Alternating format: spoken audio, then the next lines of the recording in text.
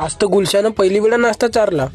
तर का म्हणता माझ्या मित्र मैत्रिणींनो, आज सकाळ सकाळचा अर्थशास्त्राचा पेपर वगैरे संपवून निघलो बस स्टॉप कडे जायला. आणि एक गोष्ट सांगून देतो मित्रांनो, मी आजपर्यंत व्हिडिओ वगैरे नव्हतं टाकत ना, त्याचं कारण फक्त टाइम नव्हता भेटत. मित्रांनो, शिवमची पण एक कॉमेडी आयडिया आहे, बघून पहा. आता शाळा लय दिवसांनी चालू झाली होती ना, त्यामुळे नाश्त्याची पण आवड आली. एक गोष्ट चांगली झाली का आज गुलशास म्हणे नाश्ता चारतो म्हणून. बरं 2-4 मिनिटांमध्ये नाश्ता खाल्लो ना, आलो बस स्टॉप वर. इथं आपल्या कॉलेज मधले मित्र परिवार पहिलेच येऊन होते आणि मित्र राहिल्यावर असे कांड तर होणारच आहेत.